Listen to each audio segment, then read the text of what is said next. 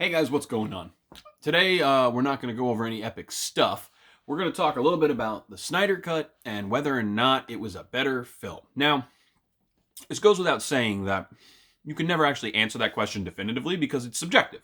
Everybody has taste, and tastes vary. There are certain elements you can break down from a filmmaking point of view and analyze and say, stylistically and technically, was this executed as well? Was the mixing better? Were the effects better? Were these things better? From a pacing element, was the story this or that? And was it, if it was released into theaters, you could have broached the subject, which one was financially better. But the truth of the matter is, you cannot answer that question. So what it really is, the question is, did you like the Snyder Cut more than the Whedon Cut? And that's what we're going to break down. So as I watched it with my wife, I was literally taking notes every step of the way. And every time I had a thought, I put it down. And so this was to help me determine what I thought of the whole process. And so the first thing I'm going to say is I go into this with some prejudice and some bias. One, I'm not a huge Zack Snyder fan. I don't dislike the guy, but I'm not going to run out the first chance I get to see something he's done. Typically, I'm okay with his treatments of properties I already like a 300 or The Watchmen, but his first opportunity to give me something that was purely his, which was Dawn of the Dead, which really was a remake if you think about it, but he didn't follow any of the original.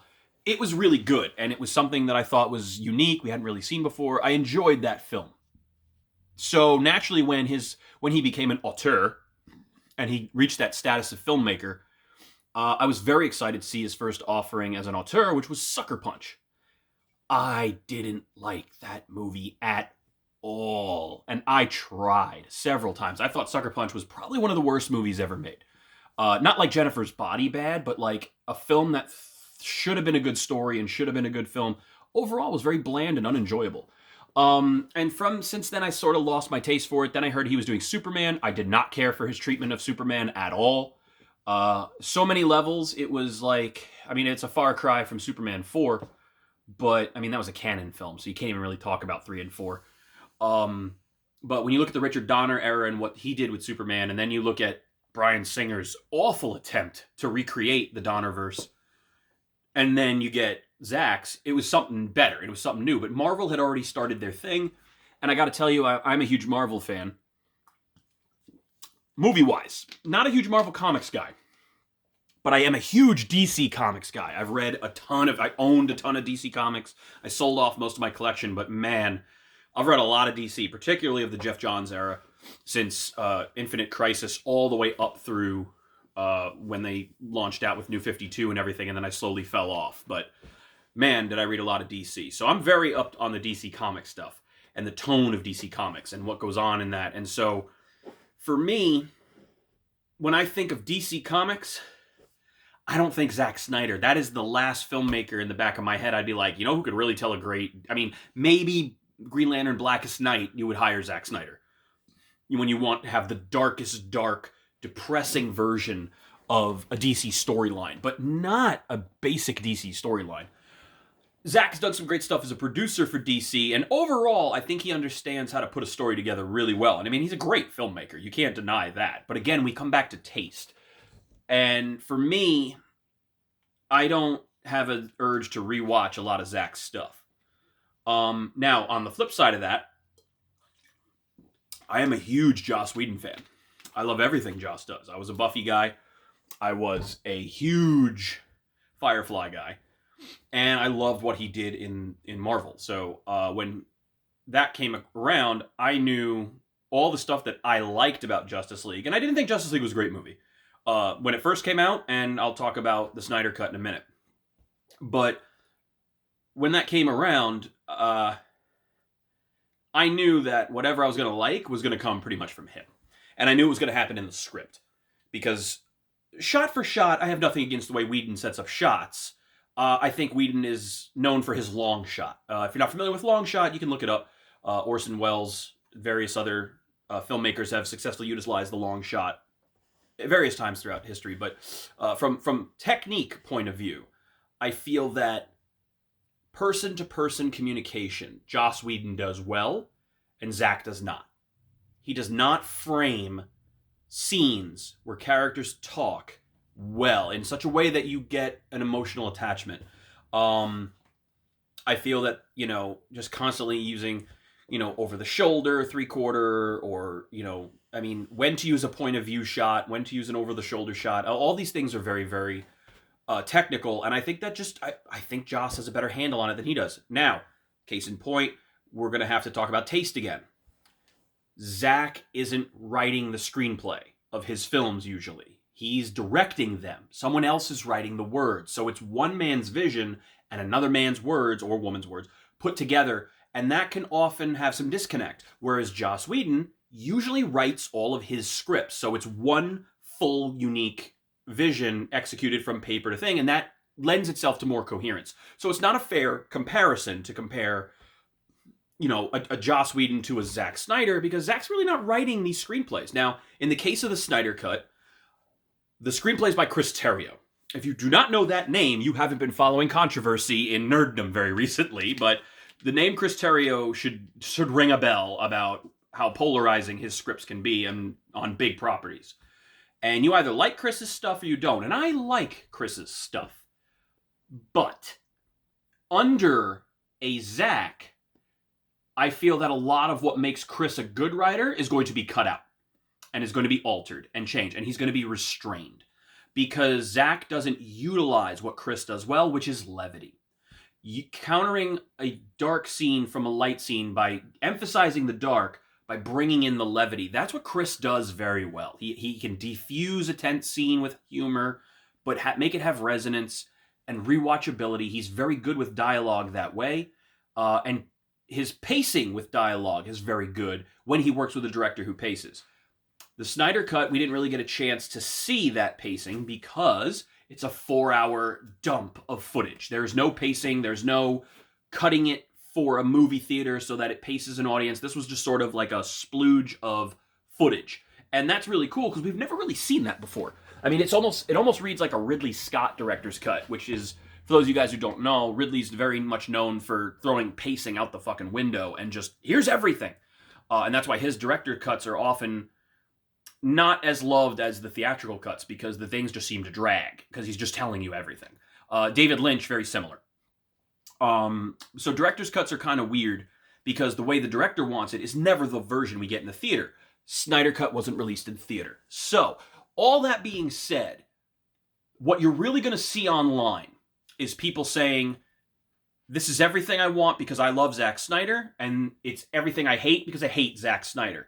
I haven't really seen a lot of people go in and break the two films down side by side and talk about why they like this element or that element outside of their like or dislike for Whedon or Snyder or Terrio or whatever. And I haven't even heard Terrio mention on any of the reviews. So that's what I'm going to do. So at this point, we're about 9 minutes into the video, so we're going to start there. Well, like 8.5 minutes. So let's start right off the bat with music. I think music is probably the most important thing in a film, even more than dialogue. And I know that sounds so stupid, but you can make or break a great scene of great dialogue with music. There are some great YouTube videos out there where people will play two actors doing a scene and just putting different music behind it and cutting it differently, and it completely changes the scene. So for me, we could talk about any number of choices, but I do not usually go for Zack's score or his musical insert choices. And in this film, I was no different. I much preferred the theatrical release's soundtrack for several reasons. One, fan service. They spliced in a lot of familiar Superman's theme, Danny Elfman's Batman theme, so all those elements that came in, but also I feel that the score didn't always have to be so epic and dramatic. If everything's epic, nothing is epic. And if you watch this film with subtitles, how many fucking times, Lamentations comes on, Wonder Woman's theme. Fuck me. If that word, they said Lamentations enough time to make Conan blush. That came up a ton. And Wonder Woman's theme was utilized, but at this point, we associate that theme with Wonder Woman. And so if you're going to go somber, should it not reprise in another way, bring it to the piano, bring it over to the woodwinds, do it a little differently. Orchestration was just not a tool utilized. Now again, this was a $60 million hash out.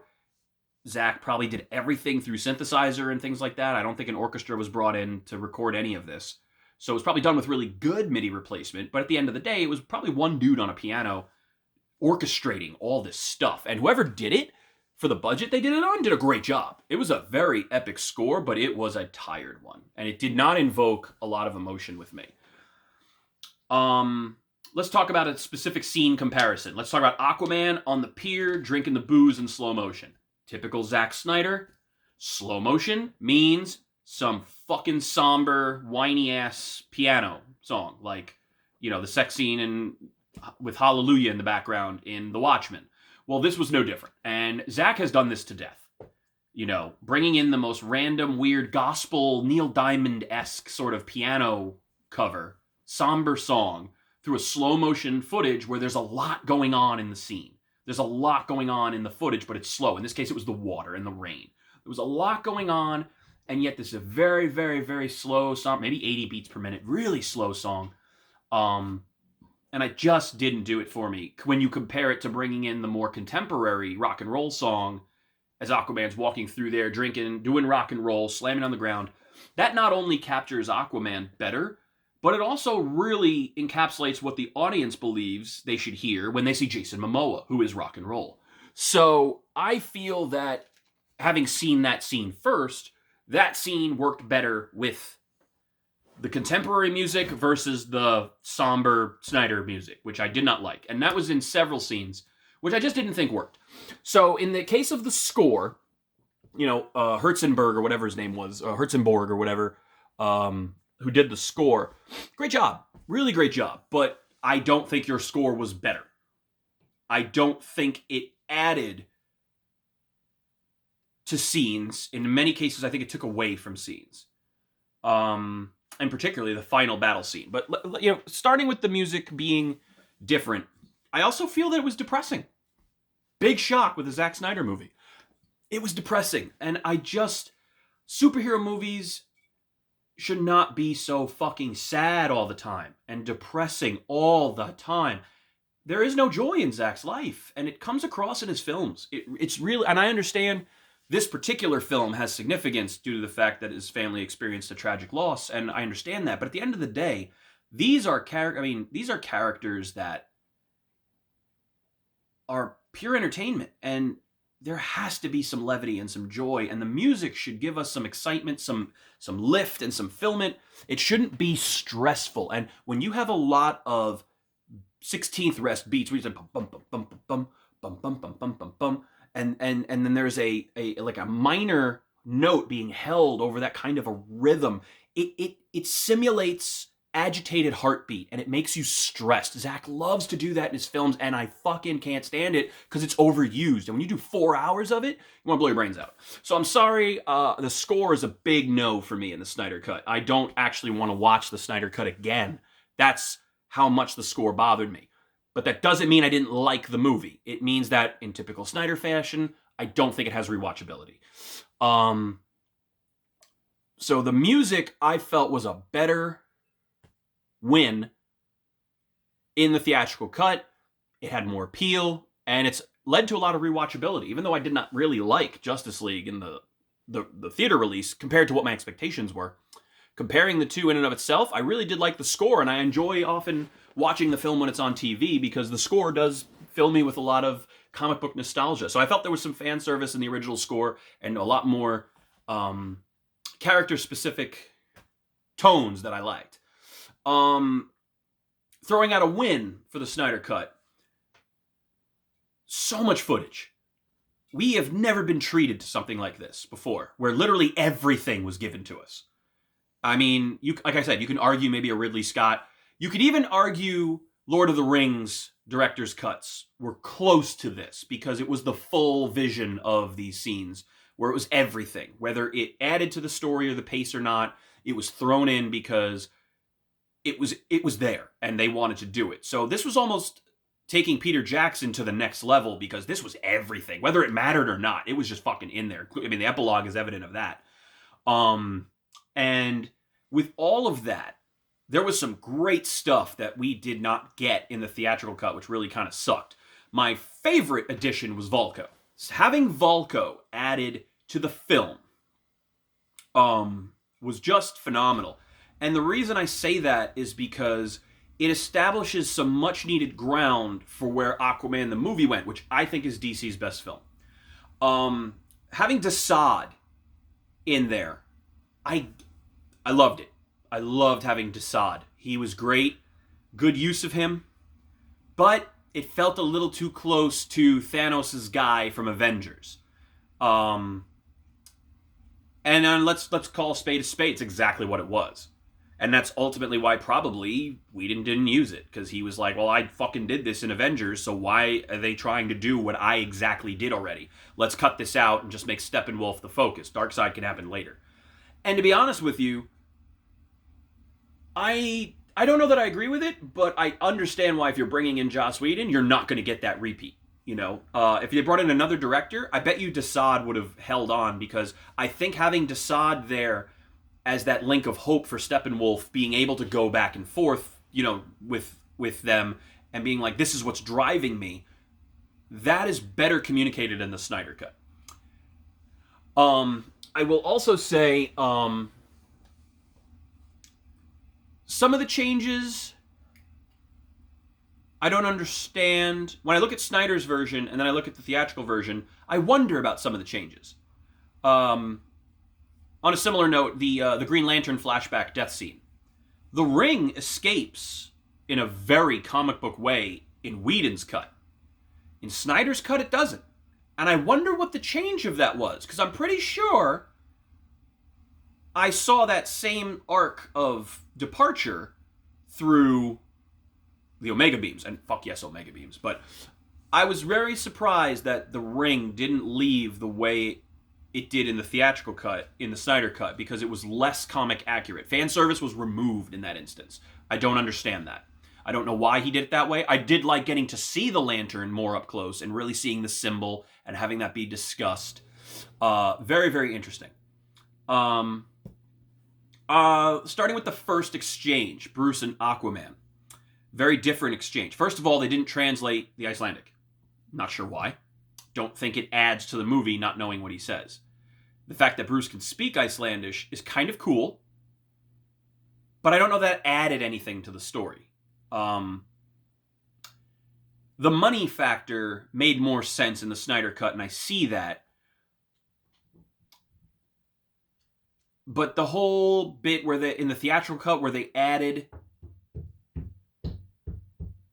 Why did you do that? But my dog just dropped his thing down the thing. The whole bit where they added the pictures of the mother box in the Icelandic town, I didn't like that. So I feel that not having that there was important. But I was really pissed about a few removals. And it should be no surprise that my favorite dialogue in this movie was completely cut out, because it was probably all Whedon. But that's no shock there, because I like his sense of humor. The line where Aquaman says, "Strong man, strongest alone." You ever hear that? That's not the saying. That's the opposite of what the saying is. I think that's one of the best lines in Justice League, and big surprise, it's removed because that's not a Chris Terrio line. And so when Aquaman says that, and there's no reaction to it, I don't see the value in the line. Because then he says, well, we're going to be stronger together as a team. This person says that. That exchange doesn't resonate with Aquaman. He doesn't acknowledge it. He doesn't react to it. Maybe because of what Zach had to work with, but the scene was weaker without that line. I feel that, and also Bruce's line where he says, "Doesn't mean I'm wrong," that had more weight, and I felt like that was important. The line about the tracking device in the coat not being in there anymore I thought was kind of interesting too, but I feel that the cut lines in the Aquaman exchange were... I think they were weaker in the Snyder cut. The removal of the fish line, that's a preference for you if you like that or not. To me, that's fan service that I liked, that made me like the movie more. Comic book movies need to have fan service. That's the reason we're going.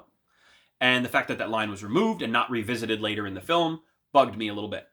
My classic throwing balls to my dog. How did you even get down here? I put the gate up. So let's talk a little bit about some of the voices. Right away, we've noticed Steppenwolf was redesigned. I have no idea why. Why bother redesigning Steppenwolf? He looked great in the Whedon cut. The actor who did his voice was phenomenal. The voice is heavily modded and is much more muffled, and there's a lot of tongue involved in the enunciation, and you really have it garbled. And honestly, if I didn't have the subtitles on, I would have missed a lot of that phrasing. And so I was not really happy with the redesign of Steppenwolf. It looked good. He looked good. I will say that. He looked very good, but I felt the armor was too busy and distracting for no reason. Having it be essentially nanotechnology, I get that because of where they went at the end of the film, but it just didn't work for me the way the OG armor did. I felt like there was something to the theatrical Steppenwolf. There was a character there. There was some performance there that I liked way better. I did very much enjoy the theatrical performance of Steppenwolf, and I loved all of Steppenwolf's dialogue in the theatrical performance. And all of that dialogue was gone. Which, again, is no surprise, because that villain was written just like a Whedon villain, which is just the best kind of villain for me. You don't believe me? Watch Serenity. That's how you fucking write a villain, man. But, Zach's guy, very different character entirely, because he's not the big bad. And so he's very driven by redemption and wanting to go home. And so this Steppenwolf, even though it was different, and I love the Whedon, I was able to look at him objectively and differently, because he is a different character, this Steppenwolf. And maybe the change had something to do with that. But also, Steppenwolf's design carried over to a lot of the characters on Apocalypse. So it worked for me, and I was able to look at it differently. And I think that you really can't argue that it was a well-written Steppenwolf, and the execution of Steppenwolf was poor. It wasn't. From a storytelling point of view, I felt that he was a much more hollow character because of a lot of different elements. For example, the whole thing about fear and the parademons smelling fear and attacking fear, and then eventually Steppenwolf becomes afraid and it turns on him. That recurring theme, which encapsulates throughout the movie, goes away. So it's kind of just a throwaway comment that they smell fear. And, they do that with the Amazons and stuff. The extended fight sequences are great. They're violent. They're awesome. I have no complaints about extra violence and fight scenes. You're never going to hear crap about that from me. I kind of still don't understand why they tried to seal Steppenwolf in the building. Because he can teleport into the building, so he can teleport out of the building. So I still don't get why they close him in there and then this time drop it into the ocean. I don't know how smashing some pillars will make something drop into the ocean. I felt that was even more ridiculous. So again, I love that scene. I love Brooke Entz with her hammer. I don't understand it. I still don't. I don't get the shrine. The whole enshrining the cubes was just weird to me. They modded Cyborg's voice very heavily early on and then gradually reduced it. I didn't like the mod. I thought Ray Fisher's voice was one of the crown gems of the theatrical release, and I don't think you should touch his voice at all. He has a great voice. He's a great actor. Loved his performance. I don't think this was showcasing the best of him. He may prefer it. I did not. I preferred the Cyborg they showed us in the theatrical release. In 2 hours, I felt they told a better Cyborg story than they did in 4 hours here. Having said that, it was cool to see some of what was his past. The scene where he's playing football and he dies with his mom, good origin story. I don't think we needed to see it. I just don't see how that adds anything. The whole thing about him hacking for his friend, again, very cool character trait for him.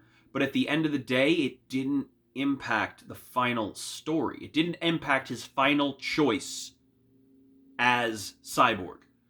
It impacted him giving the lady who was poor and lost her house and everything money she didn't earn, which he had to steal from somewhere, by the way. He stole money from somewhere. You can't just create money.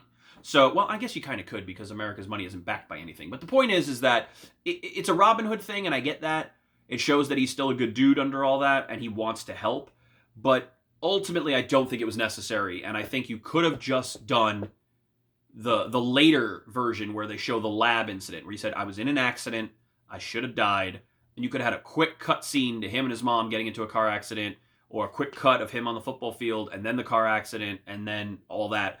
I just think 2 origins for him was too much in the movie. The 1 addition was great. I would have just done that. But let's talk a little bit about, we talked about Steppenwolf's new design and everything. The tail on the armor and all that is kind of cool. But let's go into the Wonder Woman stuff. When we first meet Wonder Woman, that whole sequence, very different music. And I don't think the scene works as well, again, because of that music. But the extra footage, you really feel the stress of that scene. Having that full scene, you understand the gravity of what was going on a little bit more, and I think the extra footage was fantastic. I think the music killed it. There's another line, I don't believe it. Who are you? I am a believer. That was removed, and it was, I don't believe it, and she goes, believe it. That line doesn't encapsulate Wonder Woman. A believer, that's Wonder Woman, that's what she is. She believes in humanity. She believes in being good. She believes in helping people. Her beliefs is what carries her through the ages, even though she's suffering with Steve's loss. When she just says believe it, she just kind of sounds like an arrogant bitch. And I just don't think that's very Wonder Woman. I mean, well, it is Wonder Woman, but it's not what DC has established as Wonder Woman in their cinematic universe. It's very comic Wonder Woman. That's what Wonder Woman in the comic would say. She'd be like, believe it, and then kick your ass. Particularly in the New 52. But again, I think that was a good change for the theatrical cut. I like that better. I also think that not every addition in the theatrical release was a positive one. For instance, the Russian family. The whole thing about the families in and around Steppenwolf didn't need to be there. I'm glad they removed the Russian family sitting around with the shotgun and the radio. I'm glad they removed the whole Superman moving a whole building. Even though I love that scene, those families in the nuclear area, it didn't need to be there and ultimately didn't benefit the story. Having it being abandoned so that he could be there stealthily was better. So Snyder Cut did a better job with that. I did not like that Whedon added that aspect. Removing that family was great.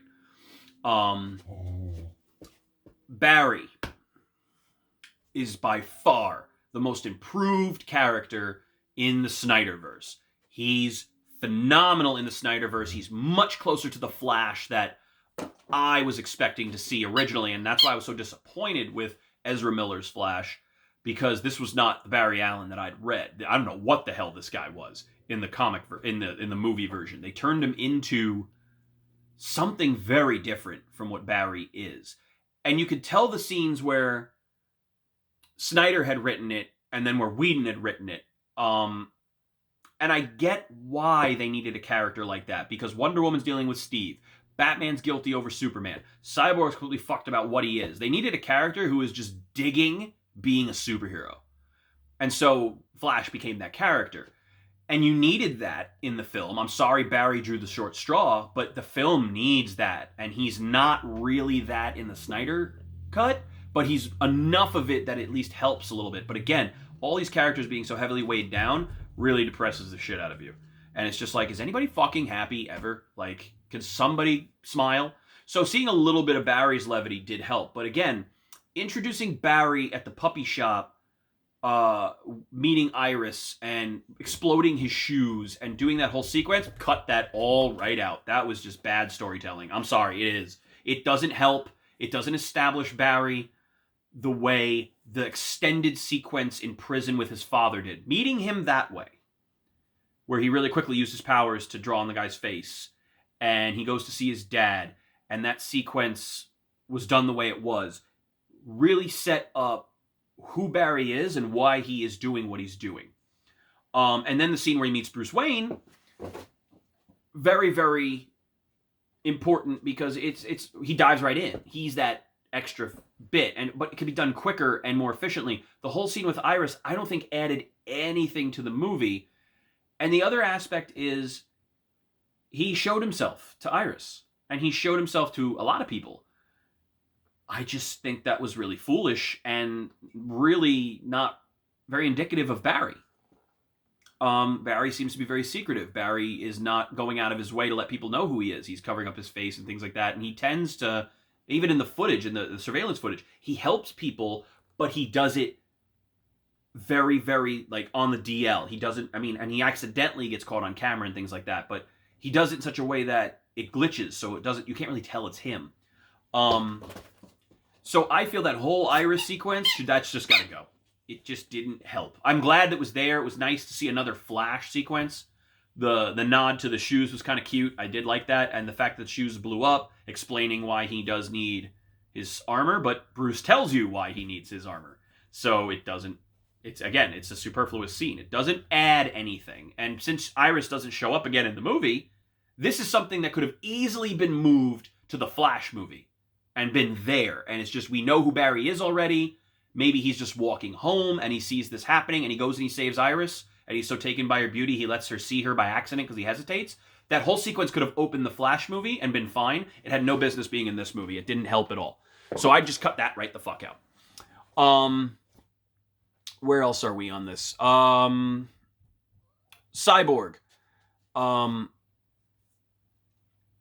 When he did, we meet Cyborg, and again, we look at his backlog and everything, and pretty much everything that he was doing, the way he was established. I like the way they do it in the theatrical cut, because at the end of the day, this is not about daddy issues. And let's face it, that strain is still present in the theatrical cut, but they really amp it up in the Snyder cut. But this has to be less about daddy wasn't there to take me to the fair.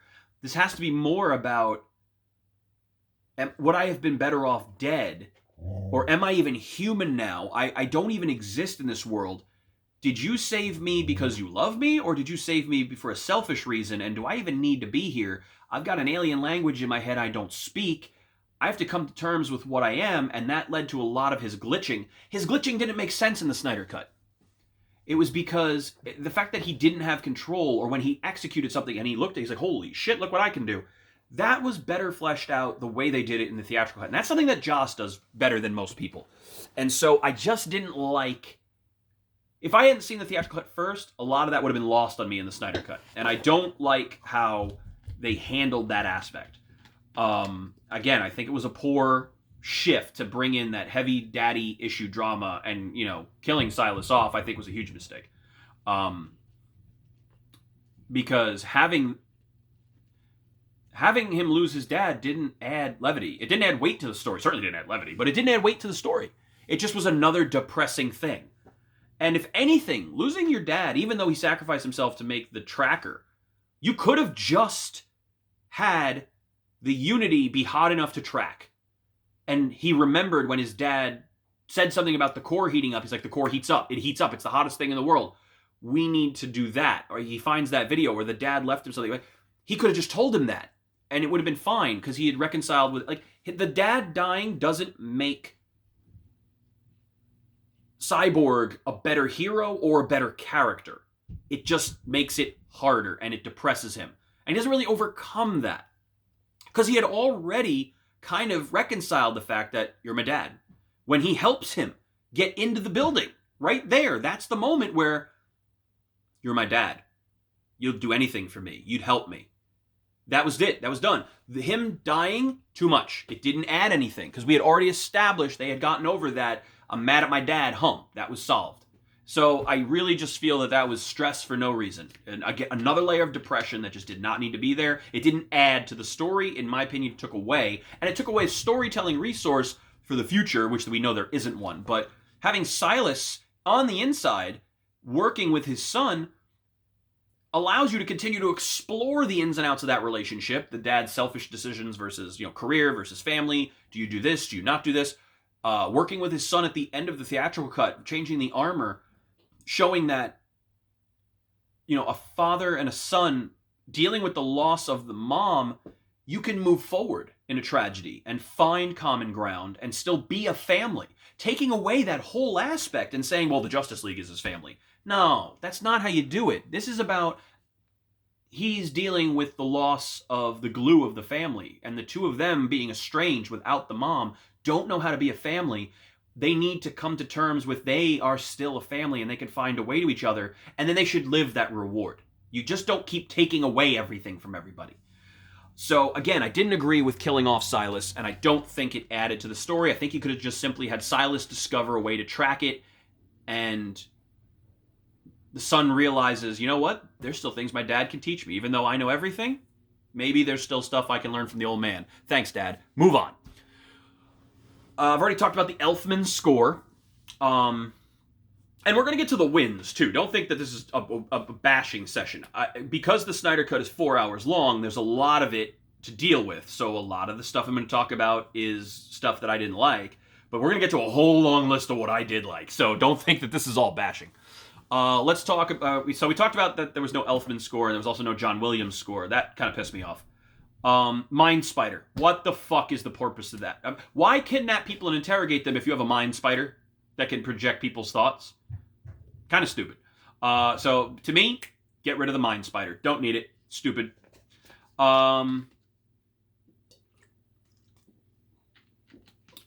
talked about Victor's control. Steppenwolf's dialogue we've talked about. Flash doing battle. Again, Flash is the most improved character. Him helping as much as he did in the first Steppenwolf fight, I think was huge. Because the character they established in the theatrical cut is the Flash is kind of useless. He can't really do much. You know, I just run really fast and push people. So that was kind of setting up a Flash who hadn't learned how to be a fighter yet. Hadn't learned how to be the Flash yet, really. But he has the suit and everything already. So you're kind of like, well, why did you invest all this money in the suit if you don't know how to be the Flash yet? So there was that little bit of dynamic. The fact that the Flash was just more competent in the Snyder Cut was better. I'll admit, it did hurt to lose some of his dialogue, but in the end of the day, the Flash being more competent, having more of a scientific understanding of what he could do and how he could move, because all we ever see Barry do in the theatrical cut is trip and fall, which is just kind of useless. That's the only stuff they kept. So you get to see a lot more competency from Barry in the Snyder Cut. That is a win. So at the end of the day, I do miss Bruce telling him, all right, you want to learn how, you know how to be the Flash, but you know how to be a hero? This is how you be a hero. You save one, and you'll know what to do. I would have liked that to come back in, because he's kind of running around up the stairs like, I don't know what to do, I can't help people. Him going in, getting them, bringing them out, I think was unnecessary. So maybe a mashing of those two ideas would have been better. So whereas I like Snyder's competency of Flash's abilities, he doesn't really do anything that much more heroic. He just has a better knowledge base. So there's that. We talked about... Oh, let's talk about the biggest win of the Snyder Cut. Fucking Darkseid. Like, come on. How are you gonna have 3 movies where Superman appears and not have Darkseid show up? Now, in Batman vs. Superman, there is the future world, the else world, the future, where we see Darkseid, his Omega symbol is there, and he's taken over the world. But we never really see Darkseid. We didn't get Darkseid. We were supposed to get him. We didn't get him. Well, now we have him. Darkseid is supposed to be the Thanos of the DC Universe. I mean, he is the Thanos of the DC Universe. And they used to say that Thanos was the Darkseid of the Marvel Universe, because Darkseid was the character that preceded him and was the more known character. I believe he was first. That usually is how it went. I think DC always had these guys like a week before Marvel did. But, you know, like with Solomon Grundy and the Hulk and Slade Wilson versus Wade Wilson, you know, and there's a lot of these characters who show up and are very similar around the same time during those writing wars. But Darkseid was, in my opinion, always the better written bad guy. And everything that I liked about Darkseid was not present in the Marvel comics. But they were present in the MCU. So they actually made Thanos a better Thanos by stealing Darkseid's best story plots. Downside, there's nothing left for Snyder to do that we haven't seen now because Thanos stole it all. And Josh Brolin played him brilliantly. And he's probably one of the best CG characters ever created. So I knew going in, Darkseid was not going to be better than Thanos. You're just not going to do a 22 film build in one movie. You can't rival that. And they didn't. They didn't even come close. He didn't look as good. He didn't sound as good. But damn, was it good to see Darkseid being Darkseid. Even in the small amount we got, you could tell, like, damn, it's too bad we didn't get more of this guy, because this was fucking Darkseid. And he was very Darkseid. Like, he was just focused, man. Anti-life equation. He used fucking Omega beams. Like, That was just great to see. Flashback sequence. Not Steppenwolf who fails on Earth. It's Darkseid. I don't know how I feel about that. Steppenwolf failing and then returning once the mother boxes are reawakened made a lot of sense. And it gave a drive to Steppenwolf in the theatrical version. In this version, the drive is he can talk to his home, and they tell him literally what he has to do to come back, so that we don't need that flashback to failure. We could just hint at it. But being the first introduction to Darkseid is him getting beat and punked out like a bitch, that was a mistake. I don't agree with that at all. First of all, it was too similar to You Should Have Gone for the Head, because it's an axe going into his chest, which is exactly what they did with Thanos. So already I don't like that. Now, granted, you could say, well, arguably, this cut was supposed to precede what was done in Endgame, or Infinity War in that case. Yeah, but remember, these CG scenes weren't done. So we don't know if this was penciled out this way, if these CG scenes were partially done and then they reinserted characters. I mean, they did film a lot of this footage, but who knows how it was done. But the truth of the matter is, they released it in Marvel first, so I didn't like that it was similar. They should have picked anything else other than an axe going into his chest and then getting carted away because he's a bitch. So it was too close to that scene for me. But the first time we meet Darkseid, he loses. So why am I afraid of the big bad if we beat him before without the Justice League? Like, you just literally told me I have nothing to fear from this fucking idiot because he already got beat. He almost got killed. So why am I afraid? And if this is his underling, now, Steppenwolf, what the hell am I afraid of him for? They didn't have a Kryptonian in the flashback sequence. Yeah, they had gods. But we've got Wonder Woman, who's half god. So again, why am I afraid? You just weakened your entire villain base by showing Thanos, by showing Darkseid get beat. I don't understand why you do that. So I think that was just a huge, huge mistake. So in that sense, you would have been better off showing Steppenwolf getting beat, but then coming back, maybe he didn't have the axe at the time, or maybe he's got this new armor, and he's better than he was the last time for some reason. But seeing that flashback sequence where, you know, Darkseid loses, you just don't get why you're afraid of him later.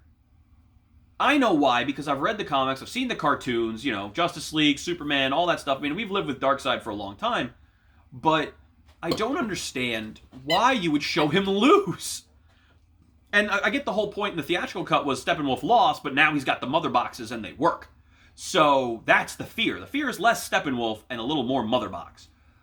But, Jesus, you just really put a deflate on Darkseid. So I had to let that go and just take the fact that we had Darkseid. And I have to love Darkseid, and I have to, he's here. He did Omega Beams in a vision. It was awesome. Even though it was an alternate reality, we still saw Omega Beams.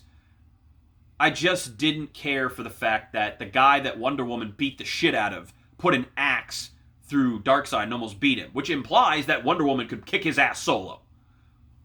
I mean, do the math. Ares is the guy who axed him. Wonder Woman beat Ares. So then what the hell do we have to fear Darkseid for? Wonder Woman can kick his ass.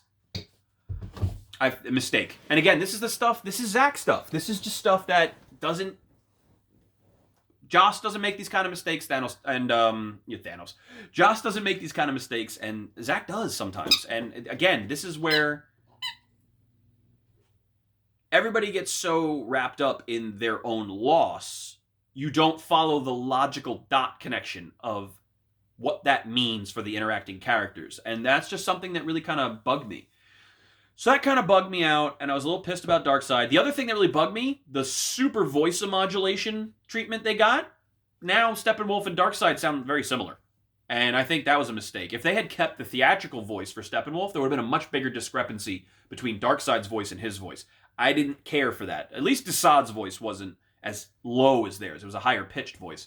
But God, it was super modulated. It really bugged me. It takes a lot out of the actor's performance when you mod the voice that much. It really bugs me. They also upped Batman's modulation a lot, which I did not care for. And then we already talked about how they did it with Cyborg. I just think too much modding on the audio, and I'm an audio guy, so I'm biased that way. But I will say that we talked about that. We talked about that Victor's was better. Oh, the meeting where they all discuss the mother boxes, where they in the Snyder cut, where they explain like anyone can set a match to a house and turn it to smoke, but the mother boxes turn smoke into a house, and how that logically brings us back to Superman. So much better in the Snyder cut. The explanation of plot advancement was very much better done in the Terrio script. Snyder cut advanced that plot better, but it was at the expense of character development. A lot of those scenes, the plot didn't really work in Justice League, the theatrical cut, but we got a lot of character development out of it. For example, the sequence with Batman and Wonder Woman and the mention of Steve Trevor and things like that. There was a lot of that. The fact that Batman chose to bring in Lois. There was that character development showing that Bruce understands these values and things. And it's a little bit of a callback to the vision Barry gave him about Wonder Woman, not Wonder Woman, but Lois is the key. All that stuff was better fleshed out character interaction-wise in the Whedon one. And that's no surprise. Very few people develop characters and have character interaction the level of Joss Whedon. He does that better than almost anybody. I would be hard-pressed. I mean, I personally think Rian Johnson does that very well as well. He can write and interact and develop characters so well.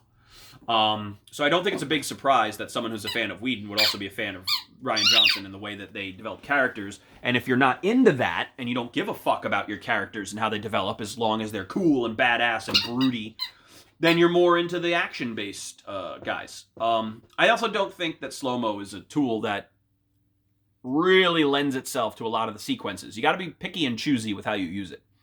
I think it was overused in the Snyder Cut a shitload, and I think it was used the right amount in a theatrical cut. But I do like that not everything Barry did was done in slow-mo world. You did get to see a lot of quick movement, so I think that was good. But again, getting back to the point with the explanation of the mother boxes, better in the Snyder Cut. Much better, no contest. And the plot to activate the boxes with Barry having to generate a charge, bringing that back. Okay, this is how I activate Superman. I can do it again to break through the mother box, and that charge will get you in. It'll disrupt it long enough for you to get in, shut it down, and then you can separate it. Better plan. The whole thing about the tower, Bruce's role in it, the dome, all that was great in the Snyder Cut. Much more to the point, simple, easy to understand. Doesn't and the how you get from A to B is very well fleshed out. So that advancement of a plot point was great in the Snyder Cut. I was like, oh, this would have been so much better. So that, I think, was a big win. Pretty much, in reality, pretty much the entire third act of Snyder Cut was better in every way. I don't think there was really a downside to the way they did the third act. The entire build up to the third act, I think you could really argue that the theatrical cut did that better. Let's talk a little bit about time travel. Again, a lot of these wins are for Barry. Man, was it great to have that little bit of footage showing that Barry ran so fast, and when I get close to the speed of light, things happen, where it went back in time just a little bit. And it worked, because he has to do it again later, which is great, because it's the ultimate, like, oh no, they blew it, oh no, wait, Flash is the undo button, but there's a price, there's a temptation, Barry knows it. He might go back and change something, like talking to his dad, thinking about his mom. We see a path to Flashpoint, which we know is happening. Now, with the Snyder Cut, Flashpoint will make sense to the audience. And I think that was a huge, huge addition. That was a win for the Snyder Cut, and I'm bummed that the theatrical cut didn't have that, because you didn't really set up the possibility of Flashpoint being a thing in the theatrical cut, which means you're going to have to do it all in the movie, and then it just is going to look like you added this just to make this movie's plot make sense. But if you set it up one film earlier, then it's fan service, and then it's good writing. So I love that came back. That was huge. So Barry, also, I missed why they didn't want to pursue the relationship with Barry and Cyborg. I think it had to do with Cyborg being an outsider, not feeling human anymore because of the way he is, he related to Barry, who felt like he was not a part of that team because he wasn't a superhero, he wasn't a fighter, and he was kind of happy. He was a happy guy, you know. He was a good, positive character in the theatrical cut. So the two of them feeling like outsiders, or the accidents as they called it, was a big deal. And then that scene at the end where they fist bump, making that a thing that Barry was looking for the whole film and just never got to at the end, added resonance. Just one of those little things that Whedon does well, peppers it throughout the film and makes it a thing. But they decided to make Barry have a relationship with Aquaman in the Snyder Cut. Now, you're going to give me more Jason Momoa. I'm not going to complain at all. And they did it well. And they did it similarly. Barry accidentally knocks into Aquaman and knocks him out during the Superman fight. And he goes, I am so sorry. And he was just like, you son of a bitch. Great scene. Later, when Cyborg is dealing with his father's death, they have a little exchange where Barry and Aquaman talk a little bit. And it's like, oh, wow, cool, man. And they have a little bit of a moment. Developing that relationship gives us more insight into Aquaman, who really didn't need it at the time, because later we would find out that he would get all the development we ever needed in his film, which was just perfect. But it was nice to see some of that.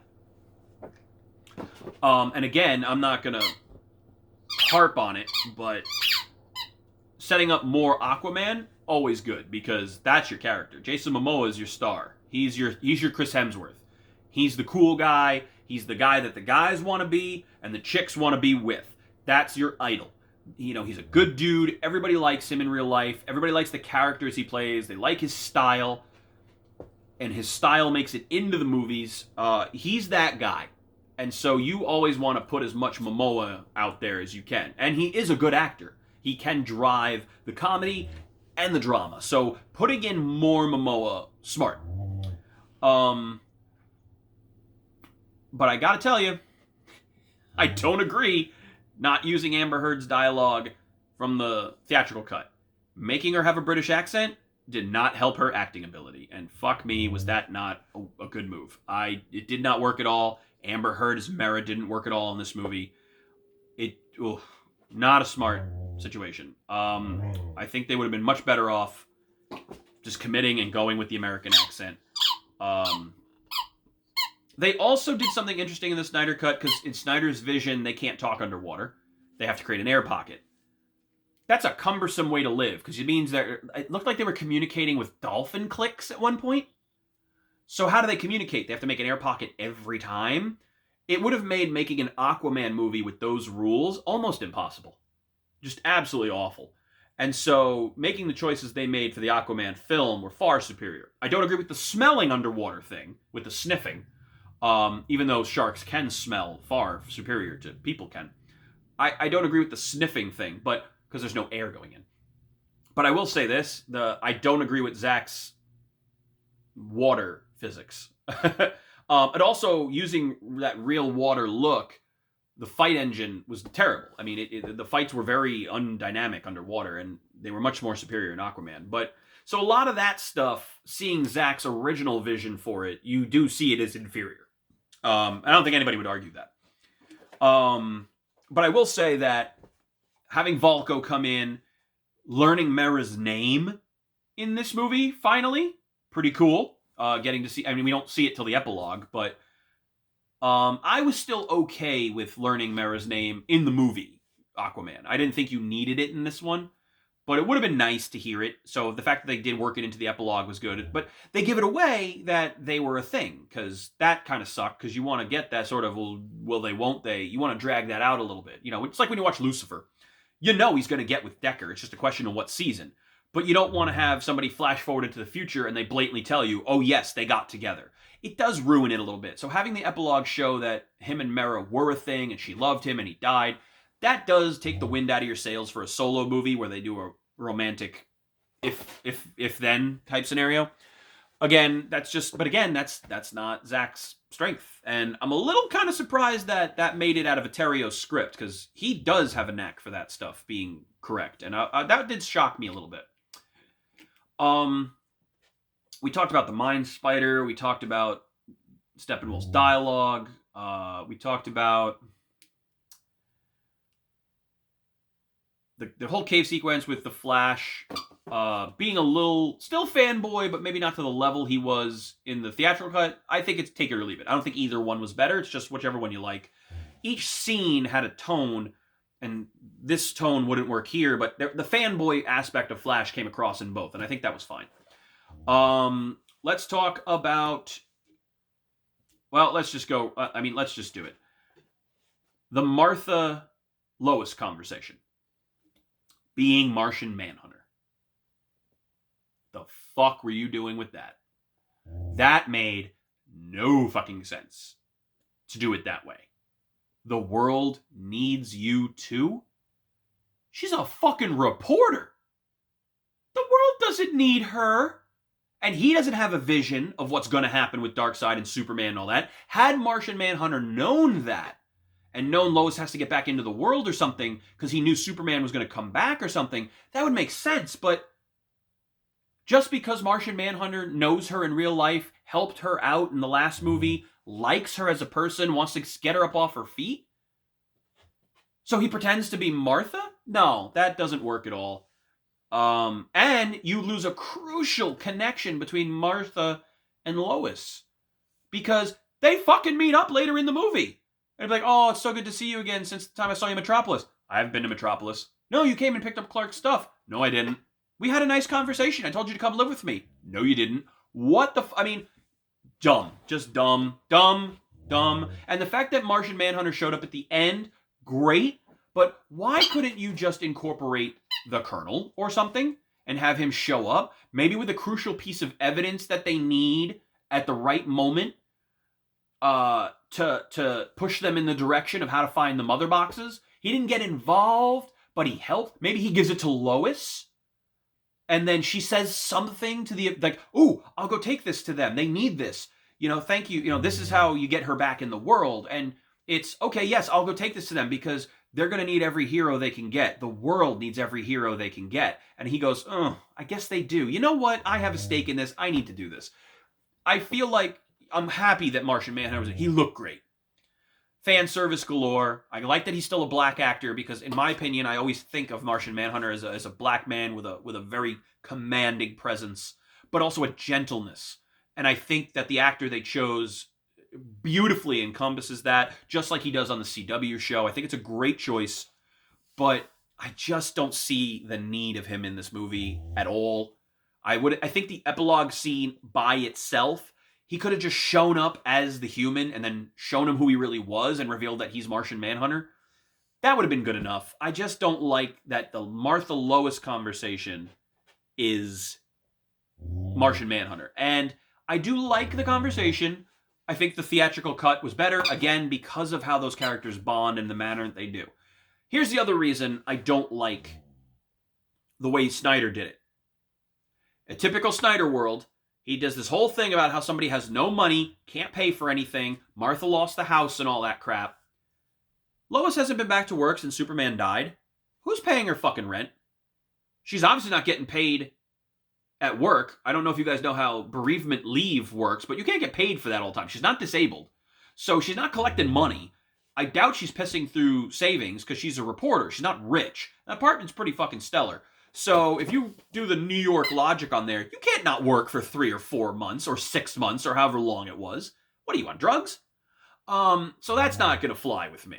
I don't buy that. So having Lois work, but avoiding the difficult work, doing like crap work, better. Because Lois isn't not going to work.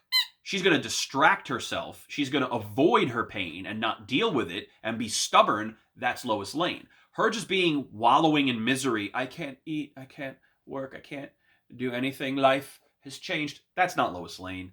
And so I didn't like that Snyder went down the darkest possible path, which is I'm so grief-stricken I can't move. That's not Lois. You can't go down the path at the expense of your character. On the flip side, Bruce Wayne cannot say, I'm operating on faith, Alfred. That's not Bruce Wayne. The one dark character in the DC universe who Snyder could actually write for and direct well is Bruce Wayne, because he's all gloom. He has no joy. He has no happiness. He hates everything and everyone. That's the guy you made your happy guy? He's telling people he has faith? What are you doing? That was the biggest miss of the whole movie for Snyder Cut. Bruce Wayne cannot be a man of faith because he's lost everything. He has none. Him even finding faith in a team, it's almost like he accepts it reluctantly. Like, oh well, I guess we're a team. So badly written. Terrible. Bruce Wayne in this? No. But those important scenes where they fix that, and I think Whedon saw that immediately and fixed it, because in his version, he had those important scenes where you think Bruce, wow, he brought in Lois, he understands. And then he does that scene with Diana. He's more human than I am. He is self-deprecating. He's understanding, I suck. I'm broken. I'm not a human. I don't know how to feel, but he does. That's why we need him. Superman is faith. We don't need him because the mother boxes are afraid of him, although you do, and I think that was explained very well. But we need him because of what he is. He's a symbol of hope. You could be a symbol of hope. I can be nothing but a symbol of fear. I'm Batman. I can't be what this team needs, but I'm all we've got, and I'll do the work. Better Batman. This bullshit of, I have faith, Alfred, ha ha ha. No, absolutely not. No. I'll never say that was a good decision. I hate it. I hated it. I think in many ways, Snyder ruined Bruce Wayne. I'll say it again. Chris Terrio ruined Bruce Wayne. Snyder ruined Bruce Wayne. This movie's Batman was not Batman. And I'm almost glad Danny Elfman's theme didn't accompany it, because we didn't put real elements of Batman's core back into the character. It was completely gone from this version. Absolutely not. So, further going down, again, the Martian Manhunter thing, we're not going to do that. The pregnancy test. Really? Super Baby? We're doing this again? Did we not learn from Bryan Singer to stay away from the Super Baby? We have a fucking CW show about Superman with super kids. Even in Crisis on Infinite Earths, Tom Welling had kids with his Lois Lane. Can we just get away from Lois and Superman have a kid? Can we just get away from that? It's also really frustrating that Hollywood continues to drive this idea that two people can't just spend the rest of their lives together for the sake of each other. I mean, Superman is an alien. Can we just deal with maybe they can't have kids? Maybe he doesn't ejaculate. We don't know if Kryptonians have sperm. We don't know how they reproduce. I mean, they said in the film that it's all DNA chambers and the only naturally born Kryptonian was him. So, who knows how that works? I mean, maybe the bits are all there, but maybe it doesn't work the same way. Maybe it's not compatible with ovaries and things like that. Just showing the pregnancy test there and having it be such a pivotal part of that examination. It's like, yes, we get it. You guys were fucking. But do we need to go there with that? Does that need to be there and drive that home? And we get the impression that she was still thinking she might be pregnant, and I think that's what they were driving at, but I'm just sick of the Super Baby thing. Like, enough with that. And that's me. I'm over it. I just want to see Superman and Lois. Again, I'll bring it back to Lucifer. Can I just get, 6 seasons of Superman and Lois? Will they, won't they? Now, having said that, they did decide to really flesh out the we're engaged thing, and I think that was good. I like Superman and Lois together. It makes the it makes the Doomsday moment more resonant, but the Super Baby, I mean, we got to be done with this by now. I can't anymore. And while we're on the Super Baby thing, let's talk about resurrecting Superman. So they did it, and they had a reason to do it, and it was great. They explained it, his link to the mother boxes, that whole spiel. Very well done. It explains why they didn't go off sooner. I like that. Having said that, handling his resurrection, I appreciate the extra footage. I do not like this version's resurrection sequence. Superman didn't look like he didn't know who he was. Wonder Woman said that, but it didn't really work, did it? Because Cyborg's arm malfunctions and he goes, "It's my automated defense system." Well, why? Why is that happening? We didn't really establish that you're surprised by your stuff before. And yeah, we were showing him learn how to use his stuff, but we didn't have a line saying, Every day I'm changing. Couldn't do that yesterday. Or when his gun shows up on Steppenwolf, like, oh, look at that. I have a fucking gun. He's not surprised by his body having a mind of its own, so it reacting to a Kryptonian because it is of the mother box. They didn't establish it. They didn't really... I mean, we know why, because we saw the theatrical cut, so we can put 2 and 2 together. But if you did not show that, most people are going to be like, why the hell is he shooting him? And if you think, well, you're an idiot if you don't know. No, you're just a watcher. You have to think like the average watcher would. And yes, it's easy in hindsight for you to say you know that now, but maybe you would not understand that had it not already been explained to you in Whedon's version. So again, the malfunctioning arm isn't fleshed out. And that's one of those things where I see it and I go, you know what? Whedon saw this scene and said, okay, I see what they're doing here. We need to make this make sense in other parts of the film so that this sequence makes sense. And that's where you see those little bits where Whedon puts it in. That's how he takes storytelling elements and really makes and ties it together. It's something he does very well as a storyteller and why I like him so much. And this is where I feel guys like a Zack Snyder fall short. Now again, I put this a little bit on Chris Terrio because this seems like it was a screenplay issue. This doesn't seem like it was a directorial issue. But I thought that there was enough established there that you could kind of hint at it, but it was not as strong as it was in the theatrical.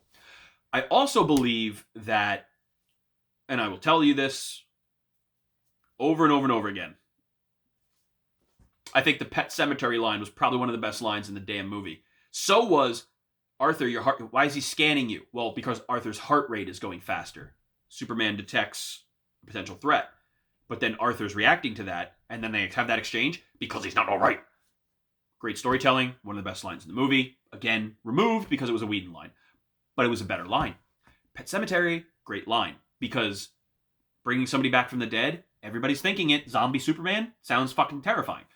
They tried to explain it in the Snyder Cut, but it was without emotion. It was without weight. It was just a throwaway line of dialogue explaining there's something... that maybe he has his strength and his memories, but it's not him. It didn't have the emotional weight that it did in the other version. And again, I think that's not really Zack's strong suit in framing a sequence and picking a music that puts weight into that line. It doesn't. So now going to Cyborg, Goro. I'm not a big Cyborg reader, so maybe you can comment and tell me if I'm wrong, but where the fuck did 4 arms come from? When did he turn into Goro? That was a little bit of a take me by surprise moment. I didn't really get that. The Goro thing threw me for a loop. Lois just being there is okay. Better when Bruce calls it in, for the reason I explained earlier. I will say that over and over and over again. We talked about Silas sacrificing himself. We did talk about that. Superman hearing his mom coming, saying, "You called Mom." I like that. Because it shows that Lois's first thought after they got to the farm was, oh my God, I've got to tell Martha. It just puts in the stake in the ground for that fence that this is a family. Mom didn't just show up because she heard about it on the news or something. Lois called her, and we tell the audience Lois called her. And Superman understanding that Lois did that for him. She is so thrilled to have him back. This is all she's ever wanted. But what was her first thought? For him. What does he need? He needs Mom. I called Mom. The fact that that line wasn't there bugged the shit out of me. Because again, it was a failed attempt to establish the emotional back and forth these characters have. You're just relying on the audience to accept it, but it's not there. You didn't put it there. And it bothered the hell out of me. Because that, if I could only pick one line, and I love all my lines, "You called Mom" would probably be, in my opinion, the most important line to put back. It's so important to establish that even though Lois got everything she wanted, love is you do for the other person. What do you need? I need you, but what do you need to be you? You need Mom. I owe this to Martha. I owe this to you. I owe this to myself. I want to be your partner in life. And that means sometimes getting you the things you don't know you need yourself. That line is also very much what it means to be a hero. I will selflessly do for you, even though what I want to do is kiss you, rip your shirt off, and have sex. You know, like, you know what I mean? I selfishly want you to all myself. I want time with you, you and me. This is what I've been missing. But what do you need? You need mom? Well, I will sacrifice what I want to make sure you get what you want. Because at the end of the day, I want that too. I want you to have that. It makes me happy to see you happy. That's superhero.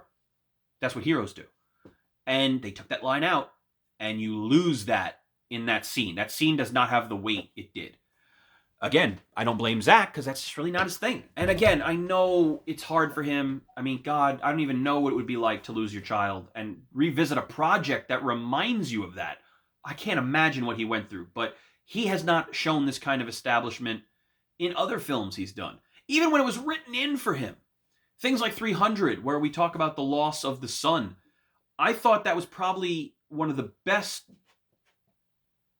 well shot, written scenes about how we find out that he was like, I never told him I loved him, or told him that he was what was best in me, or that, you know, and and you see the loss and the pain that guy had lost his son, and he was too busy being proper to be a dad, and the loss that he experienced.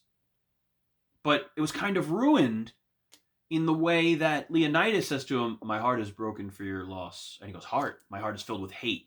Good. That scene just, it never sat well with me. It could have been done better. And I feel like really the loss should have been turned into strength, because it was really the love that was his strength, not the hate and the jealousy and the revenge. And so again, I just don't think Zach has a knack for this stuff. And it's funny, too, because he seems like a really cool guy in real life. So I wonder why he doesn't have a knack for it, but he doesn't have a knack for showing it.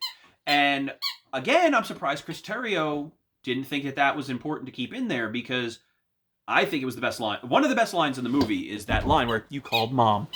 I just can't believe they cut that out. I think that was a huge, huge loss for the film. I think that was really cutting out a huge part of the emotional heart of the film.